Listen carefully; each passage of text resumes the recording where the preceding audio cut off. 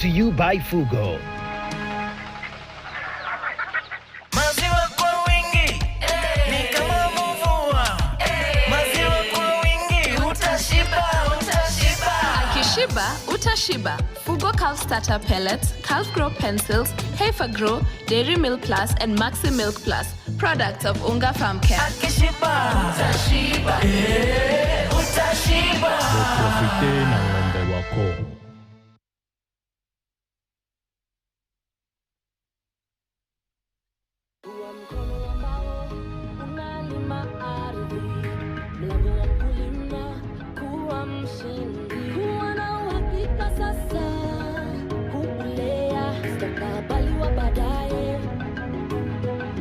Tufanye kazi pamoja na tukue pamoja kuimarisha Kenya, ni jukumu la Farm Kenya.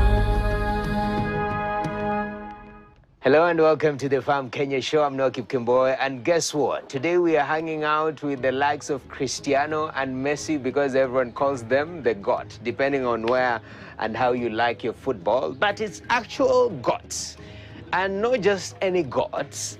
First of all, this place is pretty unique because they're doing goat farming in Nairobi, specifically in Huruma. That's the first thing. And secondly, they're not just doing any kind of goat, but they are producing milk and value adding. And this will be our conversation today. So expect to learn a lot on matters goat farming and how you can get into it, or rather join the value chain of goat farming. I'm joined by Kevin Udun, who's the leader here, and under the covering of Huruma Town Youth Group. Kevin, welcome to Farm Kenya Show. Thank you. Asante sana. So, goat farming.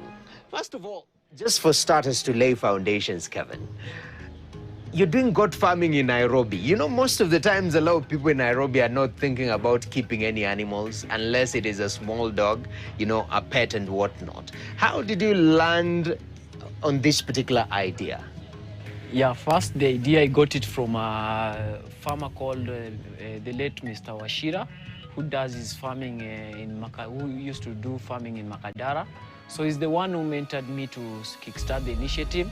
Having been brought up in a family whereby I lost my parents at an early age, and due to that time when we, as a family, we could not afford to get food supplements to boost the immune system, so my parents ended up dying due to that issue.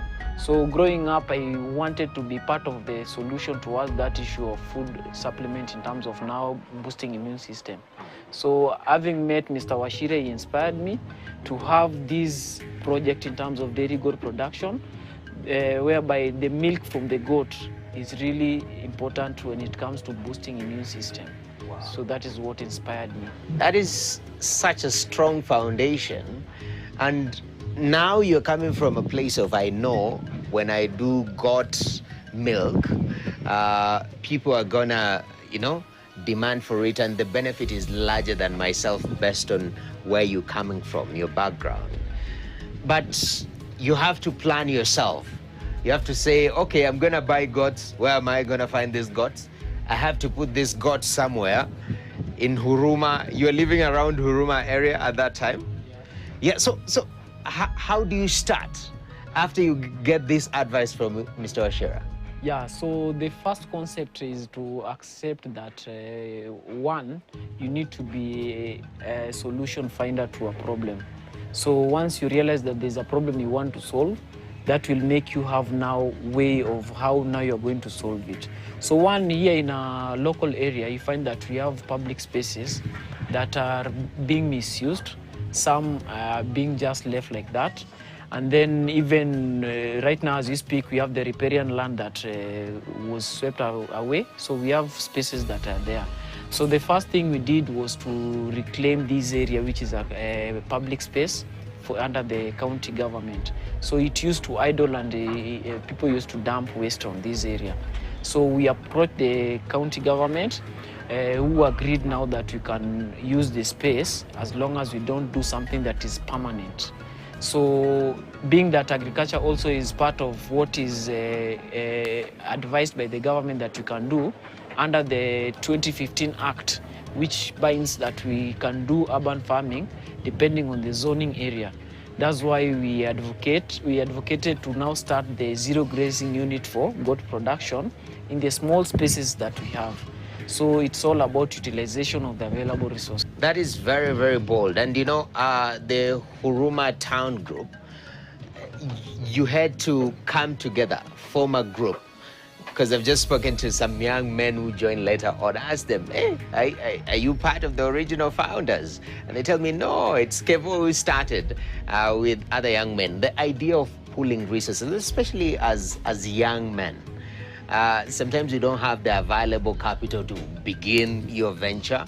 Talk to me about deciding to sort of form a group and push a business idea as a group. Yeah, that is a very good question that you've asked. For us to come together as young people at that time, there was post-election violence in 2007, which we experienced. So having finished high school, we came and found out that we had challenge in this area. The historic name for this area was a place whereby young people were opted to be thieves, were engaging into crime, whereby guns were the topic of the day. So we had to change that narrative. That is what made us now come together and start bringing the same ideas, people who had same ideas in terms of now bringing our head together to empower ourselves and also the community. So we started with the merry-go-round, the 5 of us who were the founders. So with this merry-go-round, we usually contributed money at the end of the month. So having done that, we thought of what can we do extra apart from that. That's when we met the Ministry of Agriculture Livestock Department and an organization called Mazingira Institute at the Chiefs Camp IDP place. That was in 2008, after the post-election 2007. So they were training people on urban farming. So we went there and volunteered fully in terms of helping and also getting those trainings. So from that is when we got another organization called Solidarite, who came to help the IDPs, who came on board and inspired us through constructing a unit for poultry. So that is what gave us the initiative of now starting the urban farming as a group. Okay. Yep. So now you've formed a group, you've started sourcing for funds. The idea, the goal, you have a space that you've gone to the county government, they've allocated your space. Now starting goat farming. This is somebody who wants to go into goat farming. Where do you begin in regards to, first of all, if you want to do, because you are doing dairy, but some people want to do it for meat, yeah? At the end of the day, what are the basics that you need to understand before stepping into this venture? Yeah, for dairy goat is very unique and a special one. Why do I say that? Because unlike other dairy products, animals, like now cow, it needs a very big space. But for the dairy goat, it's just a small space. As you've seen around here, it's a small space that we constructed a multi-story unit within the small space that we are. Then you can be advised to use the locally available materials, like now the wood that have been put aside that they maybe want to be thrown away for firewood. They can also be used for a starter. So you don't need like maybe to start it a modernized one. Start just a small unit, depending on how the space that you have and what level you want to begin with. So with the goat, we have different breeds. So advice that I can tell somebody is that you don't look for pedigrees. You start with the cross breeds, which the price is also affordable, whereby you can start with that as you improve gradually towards that pedigree from that small level. Yeah. So first of all, the cost element, as you start, you have to be sensitive. So give me that price, the way you guys started. What was the initial investment? How many goats did you get? And maybe production-wise, because also when you're starting a business, you're thinking, okay, will I start milking this goat tomorrow and start selling milk tomorrow? How long does it take to be able to have sort of the capacity for it to make a business sense? Yeah, so we have two concepts here. aspects in terms of now how you are going to tackle it. We have somebody who has capital enough that can just kickstart it fully, and we have somebody who doesn't have that capital. So for us at that time, we didn't have that capital. So what happened, we started with the local breeds, not the dairy goat. We started with the local breeds, wanting to learn about goat first. That was in 2014 when we started with the local breeds from Kiamaiko. So as time went by is when, after getting the trainings and also being inspired with that farmer in Makadara, we were also engaged with the Ministry of Agriculture through trainings, and there was a grant at that time called Njaa Marufuku, which we applied, and immediately it went through. So we opted it to go specifically on dairy goat production. So that's where we started, whereby we were funded with, they bought 3 goats, the dairy goats, and also constructed a unit, a 4-house unit for the goats with the funding. But for those people who don't have capital completely, you can just start small, whereby you can construct a unit for maybe 2 goats. Then you get the crossbreed goat, which maybe a young one can cost from 5,000, 6,000, depending on where you're buying it. So for us, we advocate that for those people who are starting at low, we sell to them affordable price so that we can also motivate them to start, especially the young people. So we give them at a lower price so that they can also begin, because as we speak right now, we can't even sustain the market. So the moment we open those avenues through those young people, we'll have more milk production at the end of the day for the future now. Okay. Yes. Talk to me about the element of when you talk about you, first of all, starting with just goats, okay? To understand goats first. Sometimes somebody has retired and now they're in the village, they're thinking, what will I do with my life? Let me get into goat farming, but I don't have time to understand these goats. That journey, what did you learn about goats, and what do people who intend to come into this business need to learn about goats generally as goats before even they specialize in whichever part of goat farming they want to do? Yeah, the first thing I can say is that a goat, in fact, it is a special animal when it comes to relationship with humans. Because for me, I've created that rapport and relationship with the goats, whereby they are like part of me now. And they are very, very sensitive in terms of, they also like understand you, the goats themselves. In fact, I take it as a therapeutic moment. Whenever I'm stressed up, I usually come to this farm and sit somewhere. The young ones just come around me and they cool me. They understand that it's like they also feel that I'm under pressure. So they come close to me. I just feel like I'm also being given that therapy.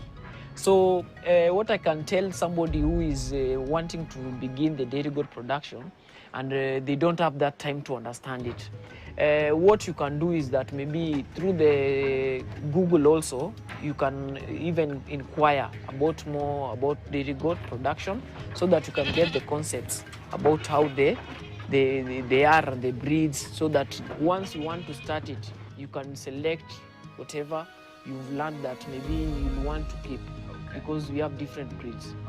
So you're doing breeding for those who wanna, and you're saying your target actually is young people who don't have much capital, but they can get 6K, they can get 20K and start off their business.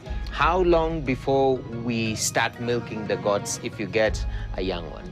Yeah, so that is also a very good question, because when we started it, we thought that it was just like pap, start having milk, but it's a process, and that process is what many people don't like. But if you want to venture into goat process, just make sure that you like the process itself. Once you buy a small goat when it is maybe 4 months old, make sure that you look at it when it's growing very well, and that part is also what you learn now how this goat is, because this is a young goat which is now growing. It's different from the person who buys a mature goat. So you will raise it until maybe from 8 months to 10 months, it will be ready to be served. So that's when now it will be served. but I advocate for 10 months to be the best, so that it has really matured. It can be able to carry any breed, yeah, be it pure or crossbreed. Yeah, because if you give it when it's too low, if it's too young, it brings complication at times. Yeah, so I'll advocate that for those people who want to start, you can start small so that you can learn. Then after it has been served, it takes a period of 5 months. Yeah, then after that is when it gives birth. And that's when milk production is highest. Yeah, then the first birth of a goat, the milk is usually low. Then maybe from the second or the third birth period is when the milk now goes up. Yes. At 1 year, then, once it's been served, 5 months, then gives birth. First time you say milk production is low. How do you advise after the first birth? How long time period before you go into the next cycle? Next cycle. Yeah, so what we advocate for, because as we sell also the breeds, you'll consider the first 90 days after it has given birth. The lowest period that you can give is 90 days, which is 3 months, which is now professionally. So for the kid also to get enough milk. So some milk twice a day, but some milk once. Like me, I milk once a day because I'm considering also the kids to grow when they are healthy, so that once I'm selling the kids, I can fetch good money because they'll be healthy. But once you take a lot of the milk that you want now to take as a farmer, and you leave the kid without milk, it grows not very healthy. So when somebody comes to buy, they'll tell you that it's not looking well. Yes. So dairy goat meat production, rather, dairy goat farming, and sort of generating offsprings of and selling off. These are businesses that are intertwined to the hip. Yes. If you choose to, but a lot of people use that strategy to grow their flock. Yeah. And then farmers are different. There are those who are doing only breeding, and there are those who are doing for milk. Like me, I'm concentrating for milk, but people come because they like the breed that I have, so they want to go and start with that breed. But we have those farmers who are concentrating with one breed to specialize for breeding purposes only. Yeah, for me, I have crossbreeds. All right. Yeah. How do you feed your goats to be able to get their greatest potential in terms of production? Yeah, at first we used to concentrate only on the food waste market, whereby that as a group we also do waste management. So we find that the household units that we usually collect household waste from the household, we advocate for them that the food remains that are from the kitchen, they put it aside for us. So that is part of the feeding that we give our animals, whereby we have vegetables that have been chopped and left aside. We also use those ones to give the goats. And also at the marketplace, in the evening, we usually go and collect the food waste, which also helps us to reduce the issue of environmental conservation issues. So you find that we concentrated on the food waste at the market. But as time went by, having been taught and also through the exchange programs, we realized that supplementing the food was something very key towards increasing the milk production. So we introduced the dairy meal, whereby we usually give them also dairy meal per day, but only those that we are milking. And then it also depends the dairy meal that you're giving them, because you have different companies, which I don't want to advocate for anything which is maybe going to bring issues to the companies, but we have those standardized companies that you go and get dairy meal from them, which is very okay for the animals. Then we also introduced the Rhodes grass and Lucerne. Lucerne is a proteinous plant. It gives up to 30% of protein level. So that one is also very key when it comes to dairy goat production. Whenever you give them, they increase the production. All right. So on average,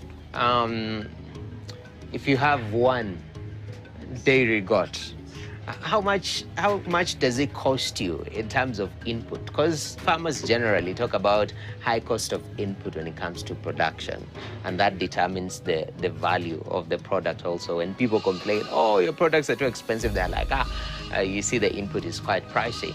For goats, how much does it cost to sort of maintain one in terms of feeds and just making sure that they're well taken care of?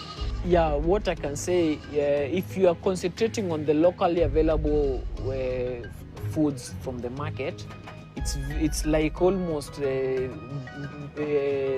low. Why am I saying that? Because the market waste is very cheap. Nowadays they sell. Before it used to be free. But now, like for a goat, it doesn't eat a lot like a cow. For one goat, you find that if you get one sack of that green leftovers from the market, then you sort it properly, you ensure that you sort the food is enough for that one goat. So you'll find that for a dairy meal, on a daily basis, you give it like 1 kg for dairy meal, and which will be costing like 85 or 100 shillings more. So you'll get that for that goat, if you are getting 3 liters of milk, or maybe 2 liters, let's say a day, 2 liters, and you're selling at 200 bob. Then you put that maybe the food you're getting from that is coming to 120 or maybe 100 per day. You'll get that you're making 100 from that 200, from that 2 liters that you're making. So 100 you put it on the feeding, then 100 will be like you've made a profit out of it. When you're doing now the locally feeds.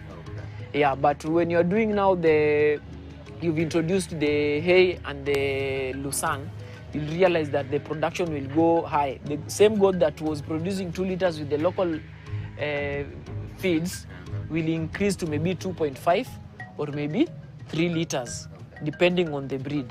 So you'll find that there the production, yes, will not be 100, it will be like 150 or 60 there. But now the production has increased, so you'll get to, maybe you are getting now double the profit that you are getting with the other feeding. Yes. And I know in terms of demand for goat milk, quite interesting. I don't know how many people, because you say the demand is higher than the production, who's drinking goat milk on a daily? Yeah, the first person drinking this dairy goat milk is me.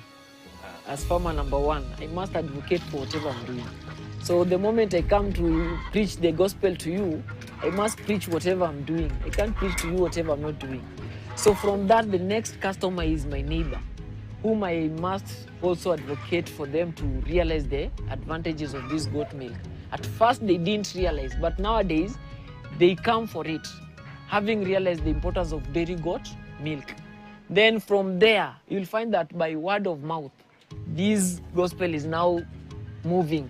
And then through the social media that we have with 1H of the Constitution, which is at the center of this application. I also did a product that we have. Some of them even come here to see how do we do it, what do they eat, so that they can actually get whatever they feel that is safe for them. Because us, we are advocating for food security and safe food. Yes. And in terms of general care, because I see in terms of space, you say goats do not need much space.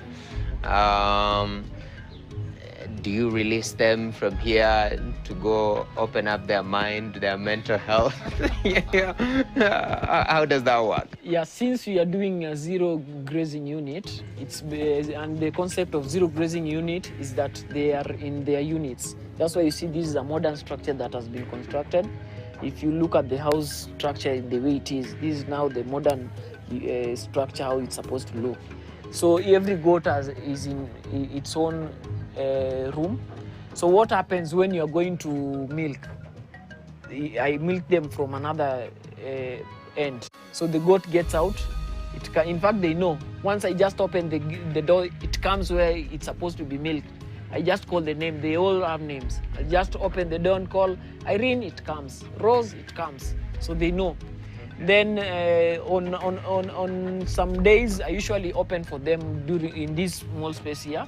They get also the sun, yeah, at times. So you just open for them, they play around here, then I take them back into their cages. Yeah. Quickly go through how critical it is for you to take care of the health of your goat. How often should they have their checkups? What do you need to look out for to ensure that their health is on check? Yeah, when it comes to health issues of goats, for you to avoid incidences of diseases, the structure that you've constructed really matters. Once you've constructed a poor construction house, the goats will often be sick because one, the coldness is very, very there to bringing pneumonia to the goats. So the moment you're constructing a unit, ensure that you consider those elements, that the wind should not be blowing directly to the animals. Then number two, the droppings must be going down. That's why the house is raised. The moment it is in contact with the droppings, that is also another element that brings infections to the goat. So for instance, you find that diseases is a no case here. Only it happens, yes, but not oftenly. So through the Ministry of Agriculture Livestock Department, there is a veterinary officer that is usually under the Nairobi County government, whom we are in liaison with. So the moment we have issues, we consult through him, and whenever, if he's far, because there are few, we usually also have private veterinary, even though the private ones are very expensive, not like the government. The government is a little bit reasonable, and at times they just come for free. Yeah, so that is now the issue. So it's upon you now as a farmer to ensure biosafety measures are very key to avoid diseases. All right. Oh, that's beautiful. All right. And we want to take a short break, but when we come back, we talk about value addition. Since you're very passionate about goat milk, what can we do with goat milk other than just drinking it the way it is? That's what we'll be focusing on. But right now, we've been having this conversation with Kevin Odun, who's actually one of the founders of Huruma Town Youth Group, and he's doing dairy goat production or dairy goat farming. And he says actually the goat milk is very healthy. How do you tap into these healthy elements of this goat milk? Well, that and many more shall come after this short break. Stay tuned.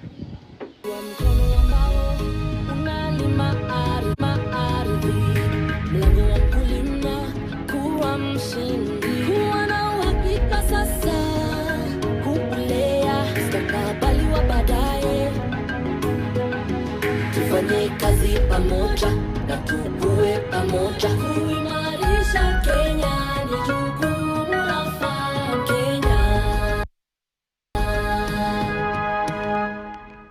All right, welcome back to the Farm Kenya show. Today we are focusing on dairy goat farming, and we are doing this from Huruma. So if at all, space has always been your excuse in regards to going to farming, especially of goats, you have no excuse. We've just explained that in the part one of this show. But right now, we look at some of the value addition that you can do to the goat milk, because you are farming these goats for specific production of milk from these goats. So what can you do to add value to it? And our conversation, we are continuing it with Kevin Uduni from Huruma Town Youth Group. And Kevin, right now we want to make one of the value adds product when it comes to goat milk. First of all, briefly, from goat milk, what are some of an array of products can we make before we go specifically to what we are making today? Yeah, so as I mentioned earlier about dairy goat practice, we concentrate majorly on production of milk.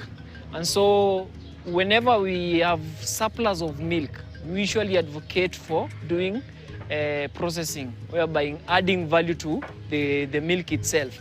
So we have yogurt that we make and also cheese.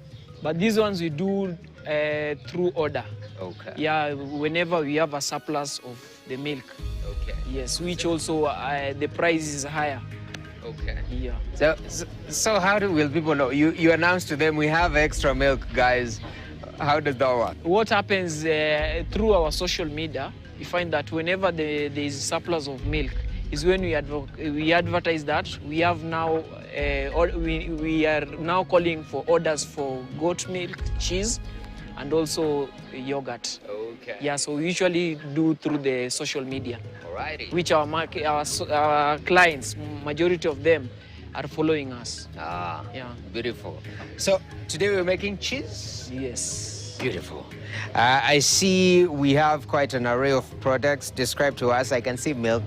That is rather obvious. When you're making cheese from goat milk, what do you need apart from goat milk itself? Yeah, making cheese, we have different forms of cheese. And for us, basically, as I mentioned, we are from Lower Modaiga in Madare. So we are only concentrating on homemade cheese, the simple one, the one that you can make anyhow at home, comfortably without stress. So, and then the factor that you are considering the utilization of the available resources, that's why we are using the most easily available things that we can use to make the cheese. So we have fire, which is gas. We have sufuria that you're going to use for heating the milk. Okay. Then we have the tins for using when you want now to cut lemon. Okay. You must use lemon. Okay. Yeah, this is easily available. The lemon assists in forming the curds. Once the milk has been boiled to the level it is required, Okay. so we will add the lemon, which is natural. All right. Yeah. Uh-huh. Yes. Then also salt is needed to add taste, to make it have some taste. But some people who don't use salt, you don't put salt. Just put it. Salt we call free. it dufia. Dufia. In local terms. Uh-huh. Yeah. All right. Yes, Lovely. and then we have cheesecloth, which you'll also use to now drain the liquid that will separate the curd, the curd itself, with the water that has been drained from the milk. Yes. Definitely. So let's do this. So where are we beginning? Yeah, so first, after you've ensured that you have everything, Uh-huh. you'll start by now putting milk in the sufuria. Okay. Are we putting all the four? Yeah, Okay. all the four. I can help you with Yeah, the you other can one. help me. Thank you very much. Got milk. Goat milk. This is Fresh. what Messi drinks. You make sure that it is fresh.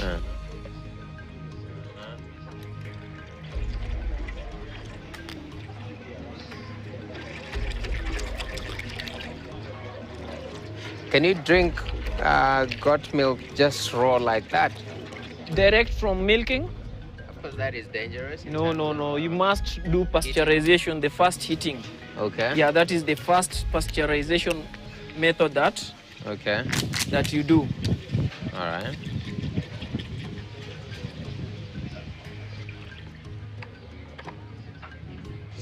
So this one is pasteurized. Not yet. Okay, this is raw. Fresh, yeah, raw. Okay. It's raw. Okay. So for cheese, you need raw milk. Yeah, fresh one. Okay. Yeah, and then you start now lighting. You're going to assist me at some point. Okay. Because after we've light, we'll now be stirring the milk to avoid it getting burnt. Okay. Then the first step is now starting to Light it up.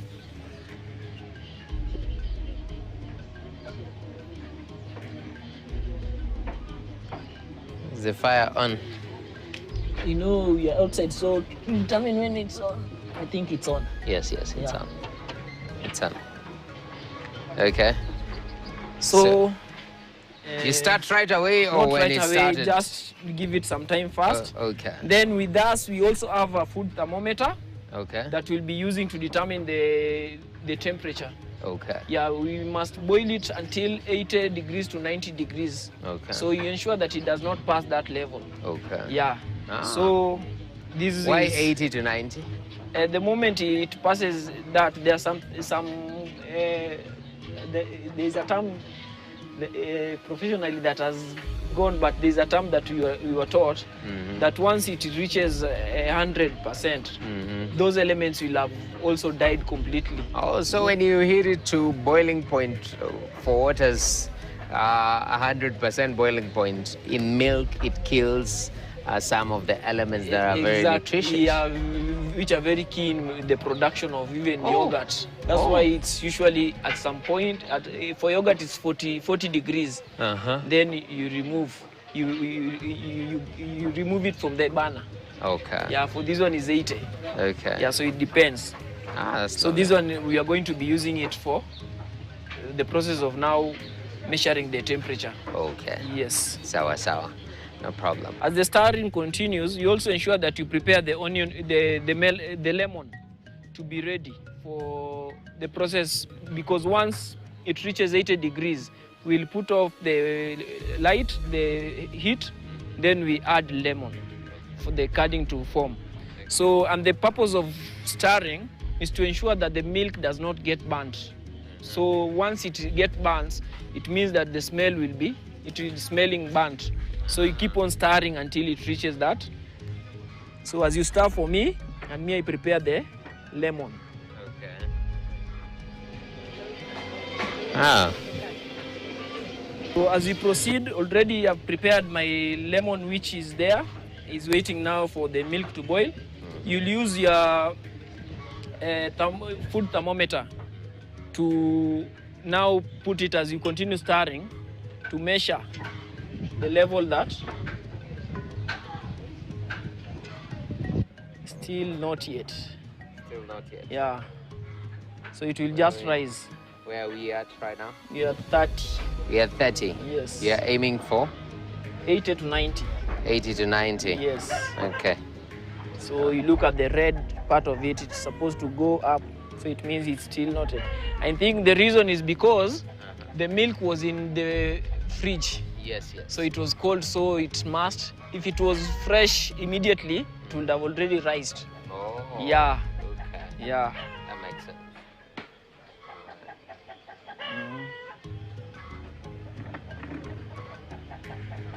So let me help you Okay. as you hold that for me.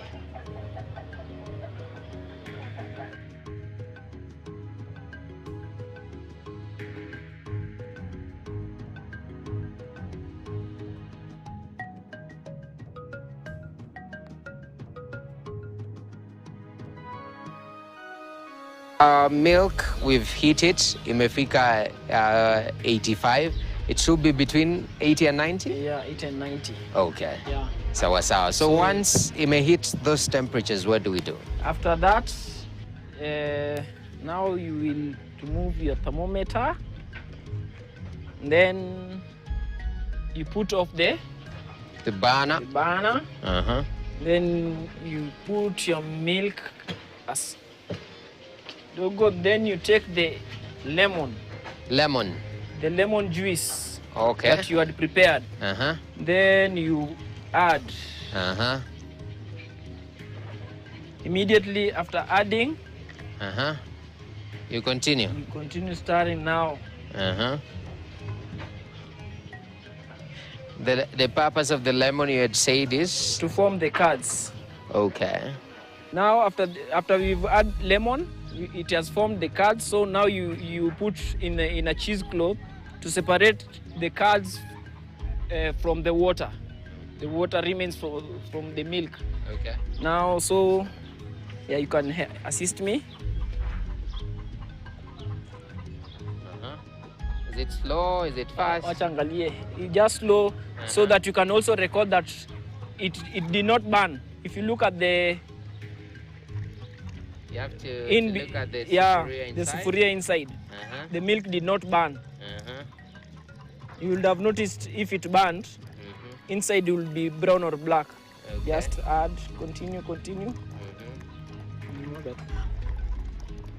That is the cheese clump. Yeah.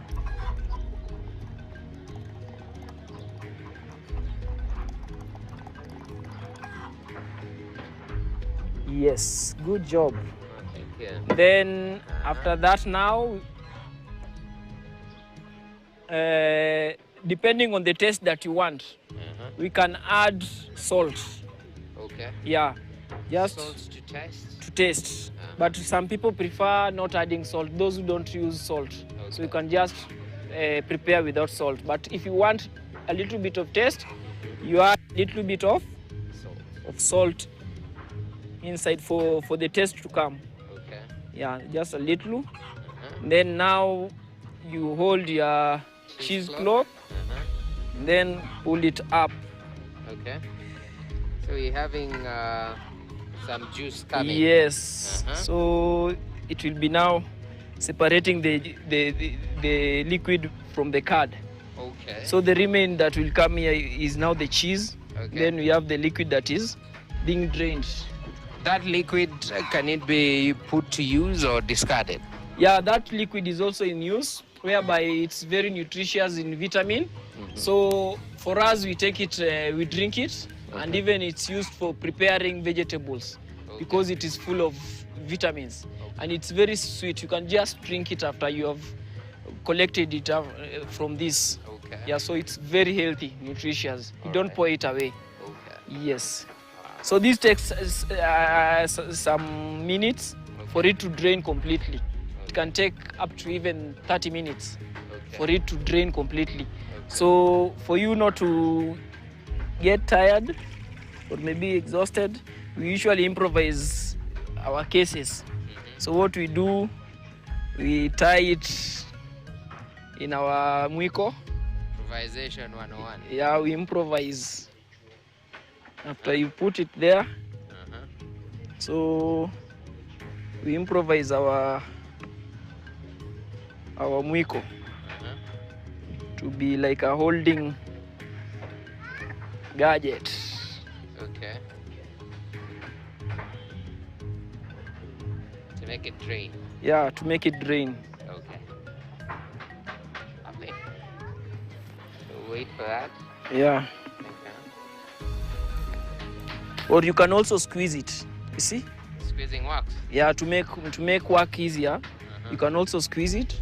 But if you don't want to use a lot of, maybe you don't have time, is when you squeeze. Okay. But if you have a lot of time, you just leave it to settle. It will drain itself. So our case, you can decide maybe to squeeze or maybe to just leave it until it drains all the the water. Okay. Yes. So after it's drained, what's the next thing?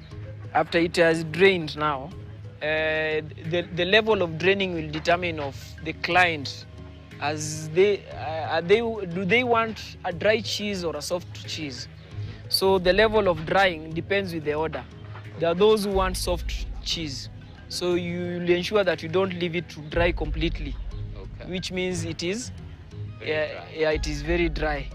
So for those who want dry cheese, you will ensure that it dries completely. Okay. Is that okay? Yes.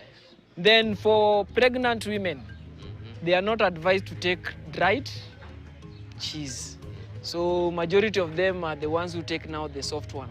Okay. So put that in mind. Yeah. Yes. Camera lady, you've had. Then after after now that is now your cheese will be ready. Okay. You now can package. Okay. Yes. It's beautiful. It's ready for eating. You can eat it. It's like a dessert. You add honey to dania and even chocolate. It's very sweet. Yeah, it's a very sweet dessert. All right. Yeah, but you can also eat it just like that. Okay. Yes. So with this kind of value addition, does it fetch more money? Yeah, it fetches more money because you'll find that for this one we've used like, for instance, if you use 1 liter, it will give you 100 gram. Okay. Or 200 gram. 200 gram for 1 liter. Okay. So if you sell that in grams, 100 grams go to 240 or 250. Okay. So 200 is 500. You'll find that it's almost that double. 1 liter of milk is how much? 200. Okay. So when you value add, it doubles. It doubles. The cost. Yeah, so you're in business. Yes. So that is the concept of it. And if you look at whatever you've used, it's just lemon that you've bought like 50 shillings. and then heat, maybe you've used like 30 or 20 shillings. Salt is just a pinch, maybe 2 bob. So You make value. yeah, you make value for money. Definitely. Yeah. And as we finish up, in terms of this industry and where it's going, because you're saying there is more demand for the products than you can supply. Where do you think dairy goat farming in Kenya is heading?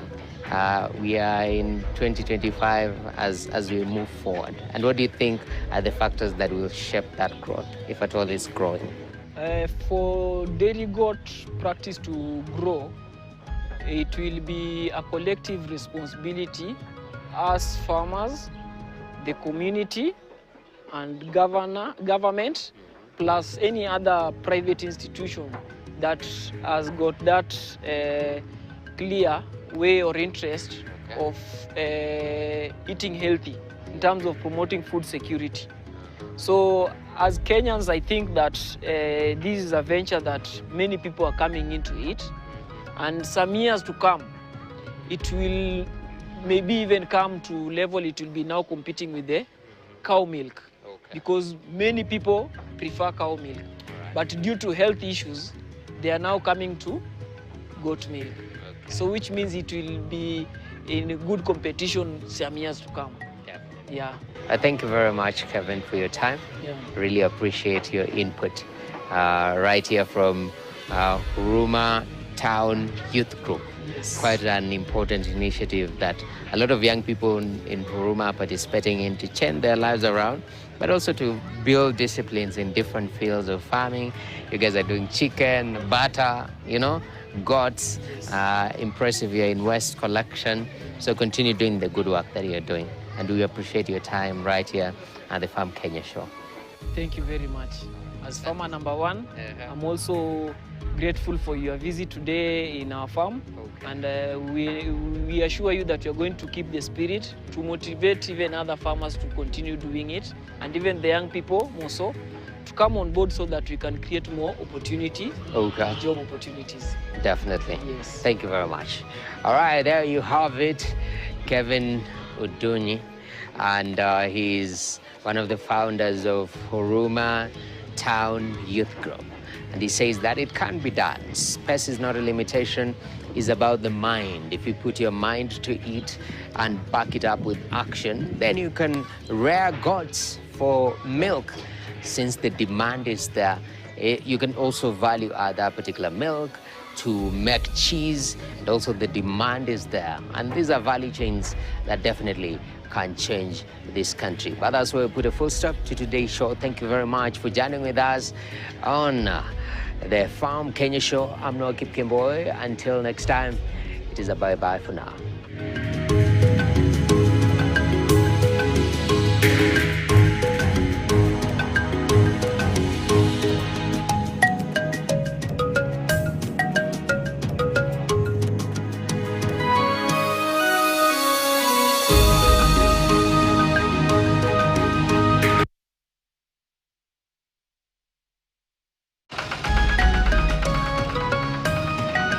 Farm Kenya, brought to you by Fugo. Maziwa kwa wingi ni kama mvua. Maziwa kwa wingi utashiba. Akishiba, utashiba. Fugo Calf Starter Pellets, Calf Grow Pencils, Heifer Grow, Dairy Milk Plus, and Maxi Milk Plus. Products of Unga Farm Care. Akishiba utashiba. Profite na ng'ombe wako.